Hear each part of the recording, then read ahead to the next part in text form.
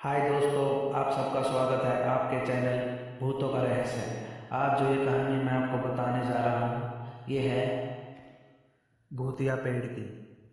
चलिए अब बढ़ते हैं आज की कहानी की ओर। रौनकपुर नाम के शहर में एक राजा रौनक सिंह का राज हुआ करता था।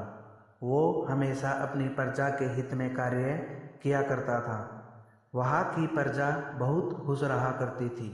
एक दिन बाज आकाश में भूतिया पेड़ के बीज को लेकर उड़ रहा था। जैसे ही बाज रौनकपुर पहुंचा तो उसके मुंह से एकदम से बीज रौनकपुर के बीचों बीच गिर गया। बीज भूतिया था, इसीलिए अगले ही दिन वो पौधा बन गया।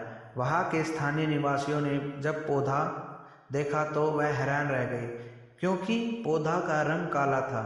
बाद में लोगों ने आपस में चर्चा की और यह समझा कि खेत में अगले उगने वाला कोई घास पात या वनस्पति होगी।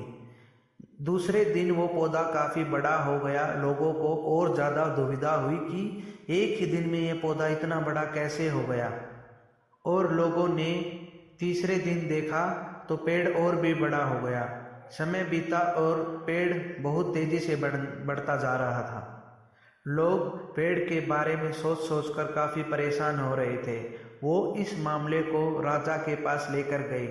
ऐसे जादुई पौधे का पता चलते ही राजा तुरंत इस जगह पर पहुंचा। राजा को जैसे ही पता चला कि एक काले रंग का पौधा 3 दिन में काफ़ी बढ़ गया है तो वो उसी पेड़ को हैरानी से देखने लगा। राजा उस पेड़ के पास चौथे दिन पहुंचा था और तब तक पेड़ और भी बड़ा हो चुका था और इतनी तेज़ी से फैला था कि किसी को यकीन ही नहीं हो रहा था। और राजा समझ गया था कि पेड़ का रंग क्यों काला है, इसमें ज़रूर कुछ जादू टोना होगा। इसी सोच के साथ राजा ने घोषणा कर दी कि जो भी इस पेड़ को ख़त्म करेगा उसे वो इनाम के तौर पर 1000 सोने के सिक्के देगा। यही नहीं, राजा ने यह तक कह दिया कि पेड़ को ख़त्म करने वाला व्यक्ति मेरी मृत्यु के बाद राजगद्दी पाने का हकदार होगा। इतनी बड़ी घोषणा सुनने के बाद हर कोई पेड़ ख़त्म करने के लिए अपना दिमाग लगाने लगा। राजा के सारे चतुर मंत्रियों ने भी तरकीब लगाई, लेकिन पेड़ को कोई भी नष्ट नहीं कर पाया। किसी ने पेड़ के आसपास आग लगाई तो एक मंत्री ने उस भूतिया पेड़ को हाथियों से खिंचवाया, लेकिन पेड़ का कुछ भी नहीं हुआ। अब लोगों के मन में डर बैठ गया और उन्हें लगा कि पक्का यह तो ऐसा वैसा नहीं बल्कि भूतिया पेड़ है। तभी उस गांव में एक समझदार व्यक्ति को राजा की घोषणा का पता चला। जानकारी मिलते ही वह अपने गुरु के पास पहुंचा।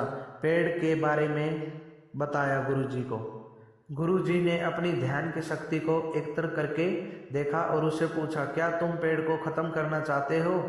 तो समझदार व्यक्ति ने जवाब दिया, हाँ गुरुजी, उससे सब लोग बहुत परेशान हैं। गुरुजी ने बताया कि उसे ख़त्म करने का एक ही तरीका है। इसके लिए तुम्हें उस पेड़ के आसपास नमक डालना होगा। इस तरकीब के बारे में जानते ही वो व्यक्ति तेजी से राजा के पास पहुंच गया और कहा कि इस पेड़ के आसपास आपको नमक डालना होगा। ऐसे करने पर ही यह पेड़ खत्म होगा। राजा ने अपने सैनिकों को ठीक ऐसा ही करने को कहा। सैनिकों ने मिलकर पेड़ के चारों तरफ खूब सारा नमक डाल दिया। नमक डालने के बाद एक दिन में ही उस पेड़ का आकार कुछ कम हुआ। होते होते 5वें दिन तक पेड़ एकदम छोटा हो गया। उसके बाद गलकर वो गायब हो गया। उस व्यक्ति की तरकीब काम आई और राजा ने खुश होकर उसे इनाम की 1000 सोने की मोहर पहले ही दे दी। उसके बाद एक पत्र लिखा जिसमें लिखा था कि वो राजा मरने के बाद उनकी गद्दी को संभालेगा। और समझदार व्यक्ति ने खुश होकर अपने घर चला गया। सीख, कहानी से हमें यह सीख मिलती है, ऐसी कोई भी मुसीबत नहीं होती जिसका समाधान नहीं किया जा सके। ज़रूरत होती है थोड़ी समझदारी की।